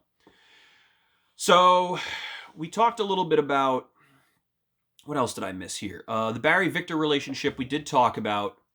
The black suit. Let's talk about the black suit. Why is it there? I mean, first of all, where'd it come from? Second of all, why is it there? Don't get me wrong. Death and Return of Superman was one of my most prized possessions. I own them sealed in a bag to this day. They are, in my opinion, when you think of DC, I mean, you could take Blackest Night, which I think was probably one of the best arcs ever written. You could take Crisis on Infinite Earths or Infinite Crisis, and you could take Death and Return of Superman, and that is what it means to be DC if you're my age. What an amazing tribute and fan service, because so much fan service was cut out of this film. It's nice to see some of it go in, but why? Why was he in the black suit? I thought they were going to explain it. They had a moment. He's walking through the Hall of Suits, and we see the spacesuit and Zod's suit and Jor-El's suit and his blue suit. Where's the black suit? Now, we've seen the black suit before in the dream sequence with Zod from the first film, where he has that on. He's drowning in the sea of skulls or whatever. But why the suit? Why the black suit? Why the black cape? He's not in mourning for anything. You know, because there was a bit of that where they tried to make an innuendo that it was something about being in mourning, but for what? Mourning for what? Nobody's dead. Lois isn't dead. The world isn't dead. Darkseid didn't kill everybody. What are you mourning? Why are you black? Now, in the comic, it was a solar suit designed to help him absorb the rays of the sun. He does fly up into the atmosphere and let the sun hit him, so you kind of get the impression that maybe this is a solar suit. Black does not reflect light, it absorbs it. We understand the color spectrum, even though black's not a color. Opaque black is the absence of light. It's all the colors being absorbed and not reflected, so we do not see a color because it's all being absorbed. So in theory, it's absorbing the full spectrum, and through intelligence, we can understand why the suit's black, but you don't say that? You don't give us that? You gotta explain it. Why is he in black and silver? You gotta tell me. You can't just throw a new suit on him and be like, I just had this lying around. Okay, I'm back, but I'm a little weak. If I'm going to beat this guy, I'm going to need to power up here and throw this on. And maybe it would have been cool to see Superman come back, but he's not at full power. And that suit is helping, but it maybe made him struggle a little bit with that fight. Instead of just showing up being the pimp that he was in this film, I almost would have preferred that he struggled a little bit in the black suit. Like, shit, I'm not all the way back yet. Maybe that's why he couldn't go up into the atmosphere and use his super hearing and figure out where they were, which is how he does that. He has to go find Alfred. Well, I can't really hear so great. I haven't absorbed enough sunlight yet, so where the fuck did they go? They just didn't tell us, and it bugged me a little bit, because it made the suit not matter as much. And then on top of that, in the final sequence, in the epilogue, we see him run back and open the shirt, and it's the black suit. Why? Why is he still wearing it? I need to know why that's there. You need to tell me, as an audience member, why that's there. Otherwise, it doesn't have any significance. It doesn't matter. There's no reason for it. I like fan service, but if it's a major fucking plot point, like what the hell Superman's wearing, you kind of need to tell me that. So that bugged me. I was so happy to not have horrible digital mustache removal. That was great. But I missed the levity of Superman in the Whedon version. You know, coming in, being funny. I changed my mind. I want to die. Slowpoke. All that stuff was the first time Superman was written correctly. That's the way Superman is. He is very, very, I know I'm better. So I'm kind of going to poke fun at people. I'm going to make light of this situation a little bit because it's not that urgent to me. And then it's funny because then when he turns it on, he's scary. But losing some of Superman's levity really did hurt me a little bit because I don't think he's ever been represented well in the Snyderverse. I don't think we've ever seen a version of Superman that really felt like Superman. And Justice League was the first time I felt like, oh, that's Superman. And I knew he wasn't going to show up as Superman in this. I knew it was going to be Zack's depressed, brooding version of Superman because that's what he's always given us. And so I was happy to see a little bit of that come in when Steppenwolf hits him and it doesn't do shit. Now, bear in mind, we saw an axe hit Darkseid and almost killed him. So they hit Superman in the same spot and doesn't do shit. And he goes, not impressed. That was very Superman. Kind of like that. That was good. But it also kind of reinforces we don't need to fear Darkseid. We got Superman. Look at how, Darkseid must be a piece of shit because an axe hurt him but doesn't do shit to Superman. He cracked that axe in 3 seconds. So again, now we've got Wonder Woman, the guy who beat the guy that beat Darkseid. And we've got Superman, who can't be hurt the same way Darkseid was. Why do we give a shit about Darkseid? We don't. You murdered the reason to fear Darkseid. The way you make Darkseid matter is the guy you make me fear in this movie, who can kick some ass and maybe kill some people that are important to us, is the guy that fears Darkseid. By association, you see that he's a higher level and go, shit, well, he's afraid of that guy. That's the fucking guy. You don't show me that guy getting bitched out by someone we've already seen defeated by one of our heroes, and then do the exact same thing to our hero, another hero, and it doesn't do shit. Like, that just was dumb. And that really sucked. And I'm very sorry that they did that, but man, that was rough. I missed the fish talk joke. Again, the levity. I just feel that a comic book movie needs levity.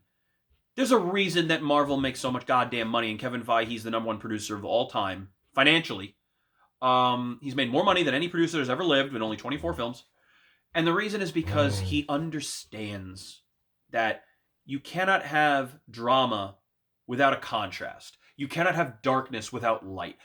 This dark means nothing if you don't turn the lights on once in a while. There has to be some dichotomy. And there was virtually no levity in this 4-hour fucking film. There were less jokes in this 4-hour film than there were in the 50 fucking minute, not even the 30-minute Falcon Winter Soldier episode, which honestly had more rewatchability than this ever will.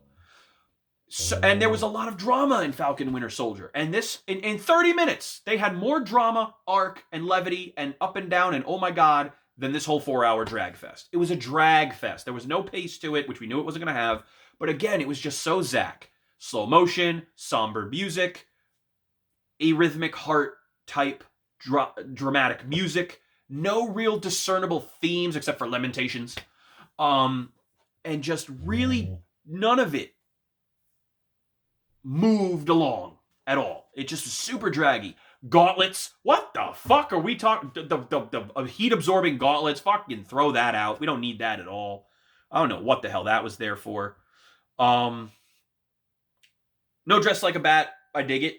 You know, taking away some of Aquaman's lines. Like, again, that levity, gone. Great lines. I mean, the most quotable lines from Justice League that made that movie even remotely tolerable, gone. And what they took out of Justice League, ironically, was the best stuff. And what they left was the stuff that didn't really work for us. I didn't care for the design elements. I thought that what we saw, the Aquaman's uniforms and all those, I think they were much better in Aquaman's solo film. I did not care for these impractical, immobile armors for underwater stuff. Amber Heard having like triple D boobs made no sense at all. That didn't need to happen.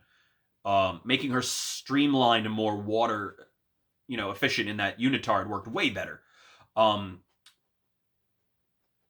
Again, Superman's levity being gone kind of hurt a little bit. The last scene with Barry and his dad. I love Billy Crudup. I think he's a great actor. And I'm glad he got more screen time. And that whole sequence was foot in the door, foot in the door, foot in the door. It was a great piece of acting. And it was a really cool moment. But the simple fact of, look at you go, better serve the Flash character. Focusing on foot in the door didn't matter as much. It wasn't the line to harp on. Look at you go. That line being written in. And it actually was, I don't even think it was written in because it was shot in that sequence. Better line. Better line for the Flash. It shows that you're implying that the Flash is the Flash now. And he's off to the races. He's gonna be the Flash. He's going down the path we know to become a CSI. The Flash you expect you're gonna get now. There's no stopping him. Look at him go. Better line. And again, I think we got a worse line. You bought the bank. You bought the bank? Yeah, it's like a reflex with me. Better than congratulations. Because again, this was an opportunity to add some levity to what was a very serious film, a very serious ending. Here's your chance for some levity. You go right back to the serious. Yeah, congratulations. Can you just add some levity to the scene? Because I don't want to think about the wedding of Superman and Lois and put that in my mind and remind me I'm not going to see it. Just have a moment with these two. These two spend a whole movie beating the shit out of each other. They've never said two nice things to each other. Wouldn't it be great if they just get to know each other a little bit? You bought the bank? The whole bank? Yeah, it's like a reflex with me. And Bruce is impulsive with that stuff, Like, okay, fine. Is he impulsive? No, I think Bruce is calculating. So was it really in his character? No. But that exchange, or he could have just said, like, yeah, it's what I do. He's controlling. It's very Bruce Wayne. I bought the bank. So they kept it, but it was at the expense of the levity again to opt in for hey, congratulations, by the way. They tried to make a moment there for that, but it just kind of reminded me that, oh yeah, Bruce and Lois are going to get married. I'm not going to see that. It depressed me, which is apparently all Zack can do, is depress the shit out of me and make a badass action sequence. Badass action and depression is all Zack can do. And add that to a somber piano tune in slow motion, and there's your Zack Snyder movie. And this feels like Zack Snyder's very short playbook just vomited all over this film. The other thing that really kind of bugged me was the removal of a fan service, which was the world's fastest. Superman versus Flash, the brunch thing, the levity, the sort of contest where Bruce goes, I'm curious myself. Or, excuse me, Superman says that. Curious myself. Just that not being there. That couldn't make it into the epilogue? I mean, you had a bunch of useless shit in the epilogue that didn't need to be there. For no reason at all. And we couldn't get that? Hurt me, man. That hurt because that was Superman at his superest. Like, that's what he does. Like, what does Superman do for his friends? He's like, if you lose, you're off the team. Yeah, and that was so Superman. It was like a Superman comic came to life in that scene. The fact that scene wasn't there really kind of bummed me out. And the whole line about how the brunch thing, where, oh, that hurt, that's a betrayal, and I'm stung by that. That was just a great piece of writing, great piece of characterization, and the fact that it wasn't there really fucking bugged me. Does it need to be there? No, it doesn't add anything. And does it fit the tone of Zack's film? Fucking of course not. But was it better? Yeah, it was. It really, really was. So let's talk about some more wins, because I spent a lot of this video talking about Zack shitting on it. Here's the reality of it. there was some serious fucking wins, and I've mentioned a few of them, but going back over it again, putting Volko and that whole scene with him and Arthur in the beginning, that was a huge factor. That should have been in the theatrical cut, no questions asked. I hated the look of Volko. He looked like an idiot. He looked like Riff Raff from fucking Rocky Horror. I much prefer his design in the film with the top knot and everything, because he's a vizier. He shouldn't look like a scraggly nothing. He should be vizier-like. His posture and everything should be great. So, design aside, Volko's edition, I think, was great. We talked about Desaad and what an important character driving force he was for this Steppenwolf. Great to see him. Granny goodness. Wow, thank you for that. Explaining Darkseid. The anti-life formula, thank you. Thank God they dropped the MacGuffin early and talked about, and wait if they ever tried to talk about how the entity of all creation resides within Earth.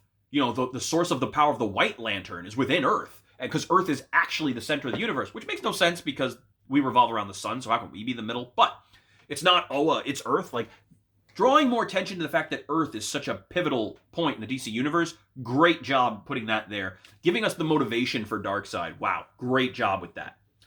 We talked about removing that whole Russian family plot point. That just took away from the other film. I'm glad that went. Thank God for that. Victor's origin being better, more so when they were explaining the mother boxes about how he used the mother box to make him. Some of the original part with the football could have made it in, but really that just felt like a lot of Zack backstory we didn't need. But the second time they explained his origin, his actual cyborg origin, not the accident, but the origin, that was way better. That was great. Brilliant storytelling with that, and that was a really great time to drop that, where they did it. The explanation of the boxes and how they worked and what their power really is and stuff, great. I did miss some of the lines of Steppenwolf, like, "You were born of her." You know, those things I think were better. "My axe is slick with the blood of your sisters." They tried to do that in a more dramatic way, a more drawn out way, but in the theatrical cut, they just got it in one line. And that's Joss. That's all Joss. He can do those things in one line. He can get the whole attitude to back the line and drive the same point and have it have more weight. Zack over-explains. And that's the little Chris Terrio, but that's also Zack. He wants more words to do that. When in reality, if he can't do it with a slow motion scene and a facial expression, he uses too many words. And they often sound hollow and they don't carry the weight. That bugs me a little bit. But the time travel we talked about, the Omega... The one aspect of levity they added, again, that I really liked...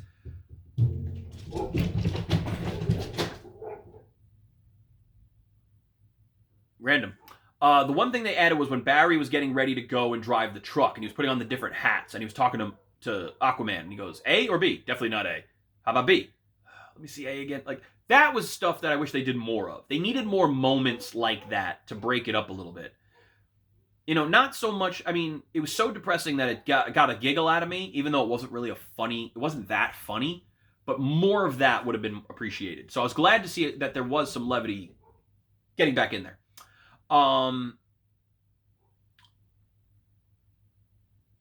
Going into further explanation where Bruce talks about how he had the vision in Batman vs. Superman and said, "Barry was right here explaining to me, you know, like, you have to save her." That whole thing could have been utilized as to why he felt significant about Lois Lane and Superman. Like, the elements were there. There was more there. I was glad it was there. And I needed that vision to be explained a little bit more, which took us into the epilogue, which, to be honest with you, didn't need to be there at all. It should have just been cut out. But it was extra footage, and they just threw it in.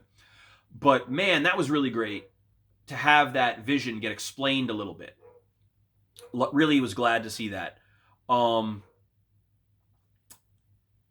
We talked about the plan to actually overthrow Steppenwolf was way better. We talked about the time travel being foreshadowed then used again by Barry at the end was huge. It makes him more competent, less of a trip and fall idiot.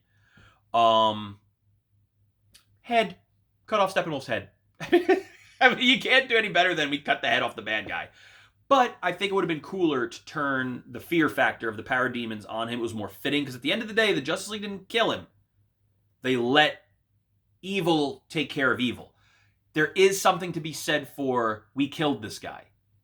That's not very hero-like. You killed him? Now you can make the argument that Thor killed Thanos, but look what it did to him. It turned him into depressed Thor, turned him into bro Thor, a drunk. And this felt a little bit like you shouldn't kill him.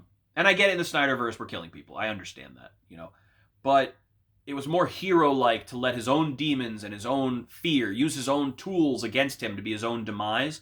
More fitting to kill a villain. But if you're gonna kill a villain, you cut his fucking head off and then step on it. Hell yeah. We talked about Anti-Life, talked about Granny Goodness. We got a lot more Deathstroke. Joey Maggs, King of Dungeons and Dragons. I'll take him all day long. All day long. Showing Luthor escape, really cool. I like the League of Their Own line. That's a little bit more Luthor to me. But just spoon-feeding Deathstroke Batman's name. I don't know how I feel about that. It was an interesting exchange. But it was good to have some Lex. Got some Lex, we got some Joey Maggs, all good. Then we got Mohawk Deathstroke in the epilogue sequence. That was pretty fucking cool. Which they don't explain at all. I don't know that the epilogue really had a place in the film other than the fact that it was just cool to see it. But taking that in and of itself, we really don't know what they were doing there, why they were there. We don't know what they were looking for. We don't know. We kind of knew they were hiding from Superman. We saw Cyborg have the vision where Superman kills him or is holding dead Lois, and he's super pissed, and he ends up kind of working for Darkseid because he's like, fuck this, whatever. I guess he blamed Batman. And so there's this ragtag team, and they have the Joker. And we have a great, great exchange with the Joker and Batman. It's just really great acting. Jared Leto, Academy Award-winning actor. You can't really argue how great he is. And Ben Affleck, too. He's got his own share of Academy Awards. And arguably more Batman than he was in the entire film in that sequence. But that exchange where they talk a little bit about Robin, and they talk a little bit about what they have going on, there was a lot of Dark Knight Returns there. My problem is I don't know why it's there. Like, even from an alternate reality point of view, what does the Joker give them to accomplish that he doesn't have? I think it was just something they shot, and it's great. And I think a lot of people are reading into the Joker ending and talking about its significance and how great this is and that is. I don't agree with any of it. I really don't think... I think it was just a cool thing, and there's nothing more to it. It's arguably the most deranged we've ever seen the Joker since Jack Nicholson, which is pretty impressive. I mean, I never really felt Heath Ledger's Joker hit the nail on the head as a Joker. To me, Jack Nicholson's Joker did, and Mark Hamill's Joker did, but not this Heath Joker. But Jared's Joker... I didn't agree with the design elements, but the more I watch Suicide Squad and the more I look at some of these scenes, like the one he just did in the Snyder Cut, that's the Joker. That is really the Joker. So I really did like the exchange. I didn't think the fuck was necessary. Bringing up Harley Quinn and seeing the tremors in his hand and stuff. There's just a lot of great acting in that scene. But did it matter to the Snyder Cut at all? No, not at all. I just don't know that I needed it there. And again, the Martian Manhunter scene.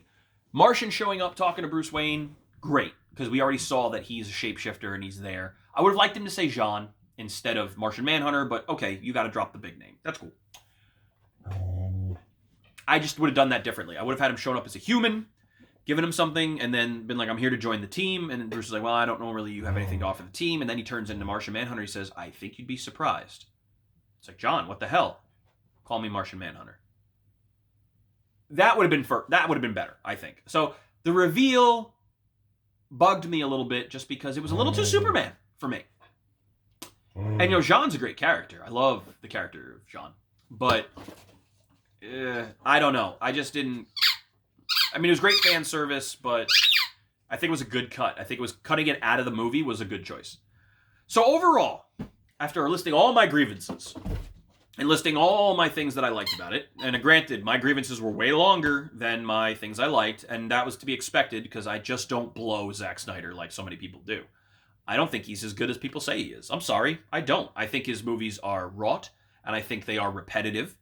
And you could argue the same thing about a Tarantino, or any auteur, a Rodriguez, a Rob Zombie. But at the same time, I feel that any one of those actors has a better grasp of character interaction and arc than Snyder does. I think Snyder handles visual dynamics very well.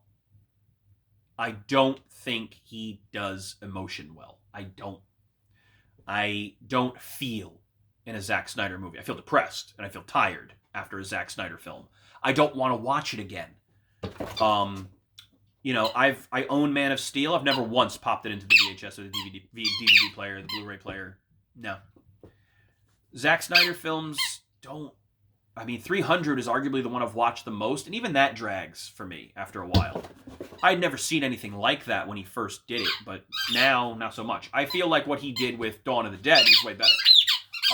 But even that, it's like I don't really connect with the characters. And what Whedon added to the cut, I feel that the whole Justice League movie was a failure in theater. That I don't think anybody would argue. Just, they were trying to do what Marvel did, and they did not do it. Having said that, looking at the Snyder Cut, that, from a story point of view, is a Justice League movie that makes sense. That is the way you make that make sense. Does it need to be 4 hours? Fuck no, it doesn't. You could have cut that down to probably 3 hours, easily. If you had done a theatrical version of the Snyder Cut and released it, it still would have failed. It would not have it wouldn't have hit $1 billion because it would have been, actually, I think it would have done financially worse than Joss Whedon's cut. Here's why. It wouldn't have had the rewatchability. People went and saw Justice League multiple times.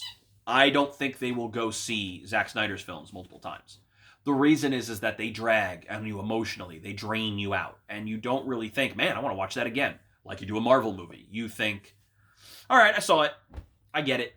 And then that's it. You're done. And so I think you would have seen $700,000 or $800,000 on, or $800 million on Snyder Cut than you would have Whedon's version. I think Whedon's version got close to $1 billion because it had rewatchability, because of the levity, and because that's what people were looking for at that time. They wanted Marvel movies. Marvel was doing something no one had ever done consistently. I think at that point they were up to 17 or 18 films, and it was like, you can't touch it. We are destroying films. Film can't do what we're doing. Marvel was just changing film for everyone, and DC was trying to get on that train, and it didn't work. Because they were doing it from a dark, broody place, and you can't do that.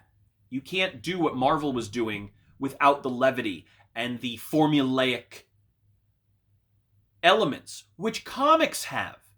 Comics are formulaic. People criticize the MCU for being so formulaic. Have you never read a fucking comic book? You want to talk about formulaic? Every movie is a formula. Like, the fact that we talk about films in 1, 2, and 3 acts. The fact that we meet a show.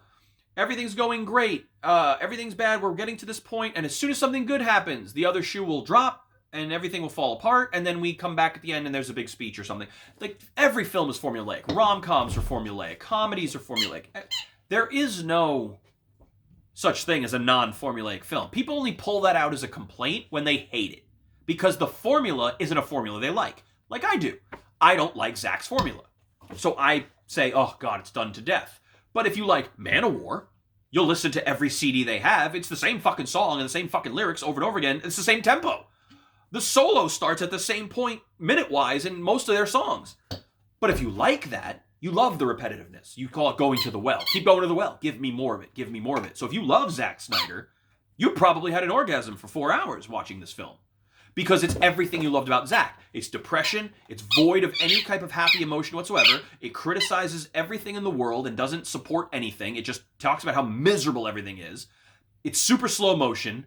It's juxtaposition music with slow motion footage. Great action sequences. And very, very intense scenes. And if you love that stuff, you take that all day long. I don't. But looking at the two films based on the source material, did Justice League, the theatrical cut, have more rewatchability? Absolutely. Was Justice League a better film, theatrically, than the Snyder Cut? No.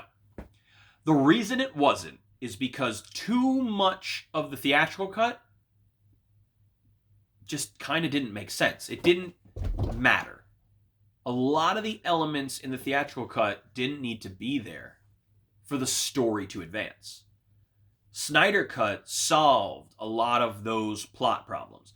The character development, the vehicle that they used, which is the plot, to get the characters to develop was better in the theatrical cut. It's kind of like talking about Last Jedi. The character development in Last Jedi is unparalleled in Star Wars. It's arguably the best character arcs for anybody in any Star Wars film. But was the plot really good? No. The vehicle at which they used to take the characters on the arc was weak in Justice League, which is ultimately why theatrical Justice League didn't do as well as they wanted. Marvel films don't really suffer from that problem. They have the vehicle and the character development that you want. Zack solved the plot problem very well. Zack's clear vision of what Justice League should have been was clearly the better film. But it was still a Zack film, and it would have fallen into the same pitfalls and problems that film fell into, which is the same problems that Batman vs. Superman had. When we got the unrated version of Batman Superman, it was a much better film. Made more sense than the theatrical cut, but was still a very drawn-out, boring, emotionally taxing film, and did not have the rewatchability. I love the uncut version of Batman vs. Superman and definitively label it as the only version of that film to watch if you're looking for a complete story. But if you want to rewatch it, you're going to go to theatrical cut because it's just easier to swallow. It's a spoonful of sugar, man. And yeah, the plot about Lex Luthor manipulating Bruce Wayne and all that stuff didn't really flesh out in the theatrical cut. But yet, at the end of the day, you don't care as much because you're able to deal with the characters better. That was the problem with Justice League. Zack's plot is the spoonful of sugar you need to swallow this vehicle and get us from A to B and still add the dark side element, and it all makes sense and it's great. And you get this sense of epic, why the Age of Heroes is returning, why this uniting of the team is so significant, and the payoff is there, but at the end of the day, the characters do not make the same emotional journey. Wonder Woman being the symbol of hope, getting over Steve Trevor, doesn't happen in this film. Wonder Woman is the same at the beginning as the end in the Snyder Cut. You cannot deny this. They took away the vehicle. She talks about how she's working on it, but she doesn't work on it in this film. Aquaman does not accept the responsibility of him being an Atlantean in the same manner that he does in the new film, in the theatrical cut, because Mera says, it was your mother's responsibility, and now it's yours. And he just goes and disappears and goes into the water, and he doesn't say, all right, well, if I'm going to do this, I need something from you. So again, I love that Valko brought in, you have to take this, you have to do this, but doing it in two separate scenes, it doesn't create the turning point for Arthur. And then him showing up in the armor with the trident isn't the moment it should be, where you realize he's accepting that he has responsibility. You know, Bruce Wayne even says, all the good deeds you do, I heard about them. Well, it almost made it sound like he's already a hero. In reality, he needs to sound a little bit more like he's a selfish prick in his own self-interest. The comment about the seas rise and things like that, and he's not really vested in humanity. But you know what? Yes, I need to be. And at the end of the day, he makes that journey to be a hero. And then that scene where he's talking on Wonder Woman's lasso, that needs to be there for Aquaman to have an arc in this movie. Cyborg, he has an arc in this movie. But it's very small. It's this. It's not this. And again, Barry, I think, was the only improved character in the Snyder Cut. I think you could argue that Barry's arc is the best. it improved because he was a richer character. But you see why Barry was made to be such a klutz and such a non-factor. Because his arc, they didn't have one when they looked at Snyder's stuff. They were like, well, why is Barry here? He's here because he has to be, because he's in the Justice League, but why is he here in this script? What is he adding to the movie? Well, he's adding levity, but he's adding skills. He adds the time travel element, but what does he learn from being in the Justice League? And in the end, you had to decide that Barry didn't know how to be a hero until he got with the heroes. They have to teach him how to be a hero. That's why Barry has a stronger arc in the theatrical cut as a character, but he is a weaker character in Justice League, the theatrical cut. And that sucks. Because I really do believe, as much as I love that arc in the theatrical cut for him and how much he learns, the Flash needs to be better. And he was better in the Snyder Cut, but it was at the expense of character development. So, at the end of the day, is Snyder Cut a better movie because it's 4 hours? A little bit. You only needed about 3 of them. But at the end of the day, it's better because it's a better plot. It's a more significant plot. There's more gravity to the plot. It's a grander plot, which is great. The action is great. You lose some of it with the music. The music is not better. It's not better. It doesn't add to the story. It's forgettable. Way too much of the Lamentations theme. We did get a little bit of Wonder Woman's theme, but the fact that we don't get Batman's and Superman's theme, and Cyborg doesn't really have a theme, and Flash doesn't really have a theme, and they do in the theatrical cut, the music is not handled well, in my opinion. I think the music is, in some cases, a complete miss. As something of a musician myself, I take very strongly to score. And I think that the score in and of itself is beautiful music, but it is not appropriately utilized. And I've discussed that. So I think that at the end of the day, the Snyder Cut is a better story, and therefore it is a better film. But it is not a better movie.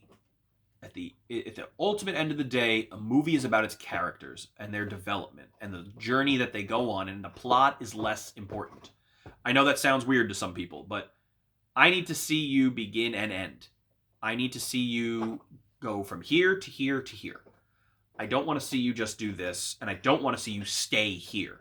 Snyder Cut, a lot of characters stay here, and a lot of characters do this. Superman is not as triumphant a return as we want him to be in the Snyder Cut. Superman doesn't matter as much. Even Martha Kent doesn't really have an arc in the Snyder Cut, because the first time we see her interacting with Lois, it's not her. It's Martian Manhunter. So we don't really know Martha's purpose. She doesn't have an arc. Silas has an arc, but the sacrifice was ultimately, in my opinion, not necessary, because the Unity could have been tracked another way. He tagged the Unity. He tagged the thing. Well, we already kind of established that you can track these things, because you can sense them. Cyborg even says it, that they can sense them, and he can sense them because he's of the Mother Box. So you can argue he would have been able to find it. Bubba. So the Justice League theatrical cut has the pacing of a major release that needs. It has the score that a major release needs. It has the character development that a major release needs. The plot is kind of shit, but at the end of the day, you care more about the characters in the theatrical cut than you do in the Snyder Cut. The Snyder Cut is nothing more than a Zach Wankfest, man. It's just a lot of footage and a lot of story, and it's great because I love content. I'll watch content all day long, but at the end of the day, I don't ever want to really sit down and sit through another 4 hours of Snyder's Cut. Individual elements, sure, but I just don't think it was a better film in terms of a movie. A movie needs to be entertaining. It should be something that I want to rewatch. It's something that stays with me. The quotes were better. The dialogue is better. Chris Terrio's script from character dialogue, I don't think was as good as what Whedon put out. So for me, I still like the theatrical cut better, but I still feel that it didn't do the service to Justice League that I wanted as a fan of Justice League. At least Snyder's cut for me, even though I don't hate Zack Snyder, I never said I did. I am sick of how much of a blowjob he gets from fans. I mean, it's disgusting. He's not Jesus. He's just a filmmaker.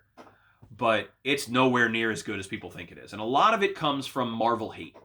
People are sick and tired of hearing people say how great Marvel is. They are. And because of that, Zack is the antithesis of a Marvel film. So they embody all of their anger into their savior, that is Captain Misery. And they say, this is what I want. Dark, gritty, brooding, and miserable, and slow motion, and somebody playing piano, singing a song that's religious over that scene. That's what I want. Great. You have this in spades here. But at the end of the day, I want my movie to be cool. I want my characters to go on a journey. And I want to feel something. And the only thing I really feel when I watch a Zack Snyder film usually is tired.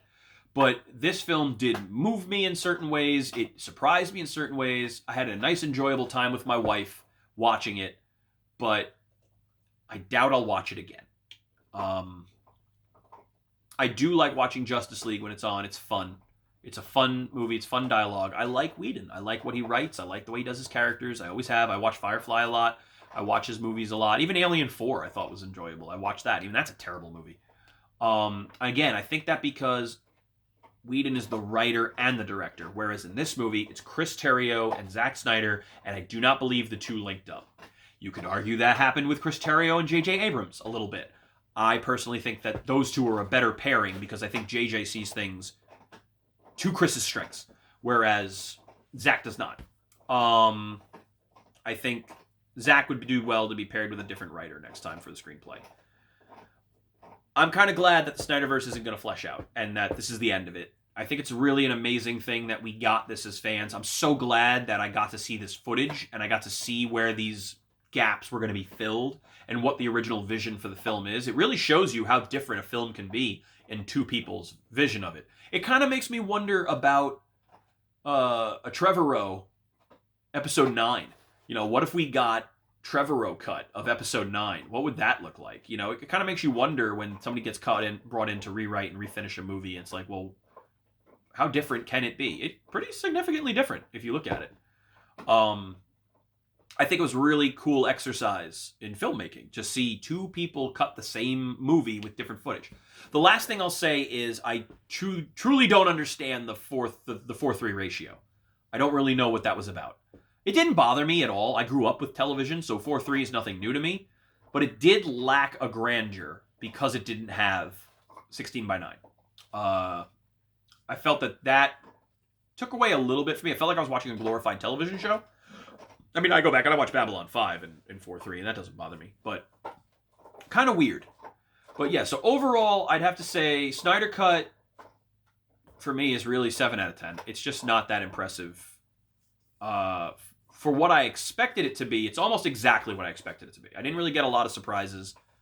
Martian Manhunter was probably my favorite thing that I knew was there, but I completely forgot. And then when I saw it, I was like, oh, yay! And he looked great. Great design. But for me, it's a 7 out of 10. And that's only because the theatrical Justice League was like an 8 out of 10 for me. I think the Snyder Cut in the end was just way too long for its own good. I didn't need all that footage. I don't think it added a lot. I think you could cut out a ton of that and make the exact same movie have the exact same impact with the same amount of weight. But if you're gonna release all your footage, why the hell not, man? We live in a great age with streaming and all that stuff. Release that 4 hours of footage. Give me the whole Peter Jackson treatment. Give me everything. Put it all in there. Who cares? Fuck pacing. Just put it all in there. At this point, I've already seen the movie and I know it's out. So if you're going to give me a new cut, just give me everything. Make it as long as possible. Give me all the content I could possibly have. And for that, I'm really thankful. So I'm thankful for everybody who participated and saved the Snyder Cut. I didn't care. I'm grateful to see this vision come out. I'm grateful for all this extra comic book content.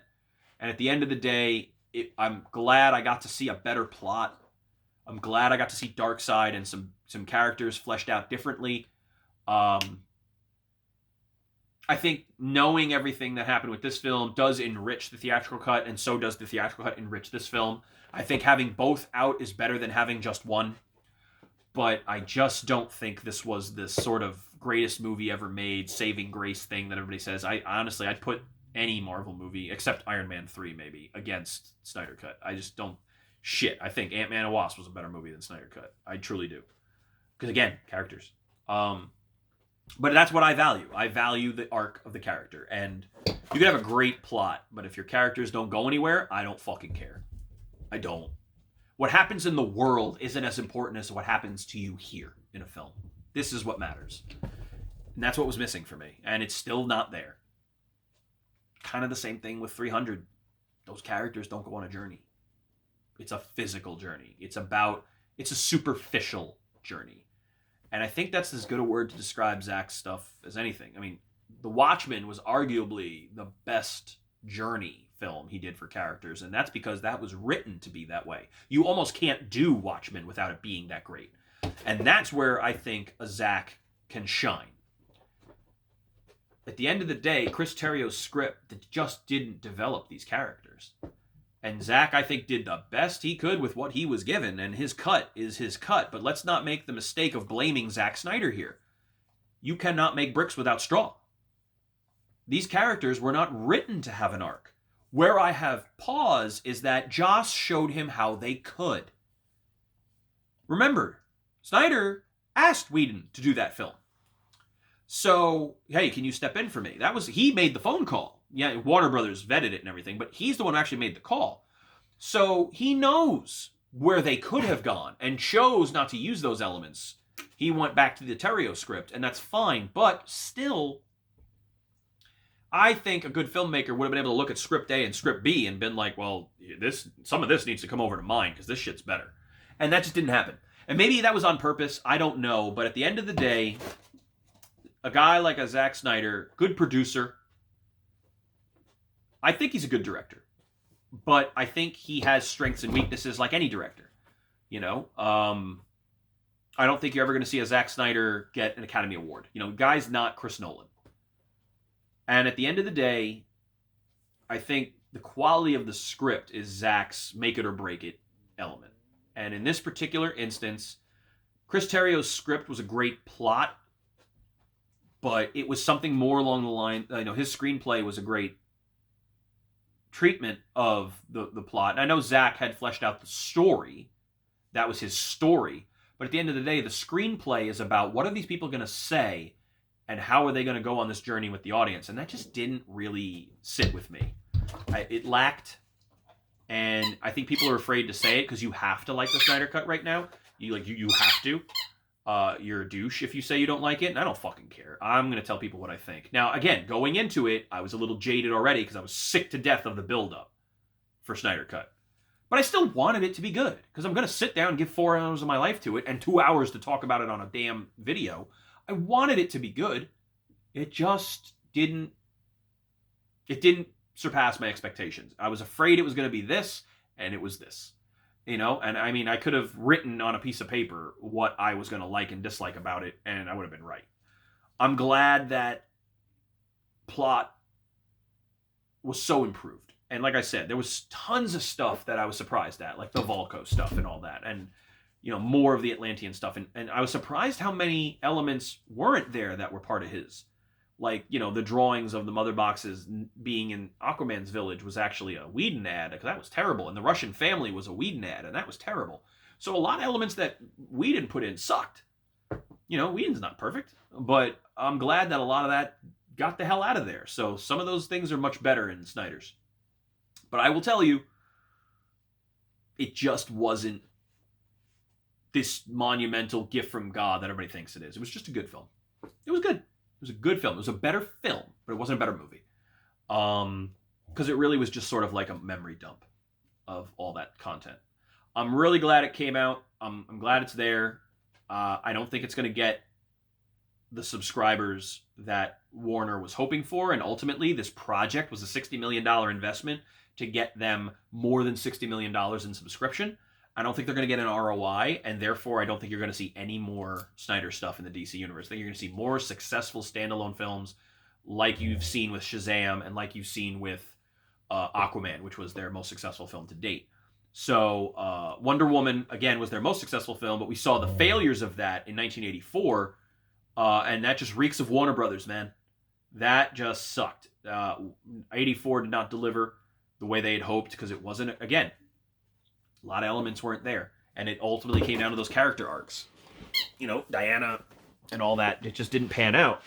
So that's my take on the Snyder Cut. It is a better film, but it's not a better movie. And at the end of the day, I will watch the theatrical cut because it's just more enjoyable to me. But I am grateful for the content. I'm grateful for all the extra stuff. It's so much CGI. It doesn't really interest me as a prop maker. There's nothing I want to build that I saw.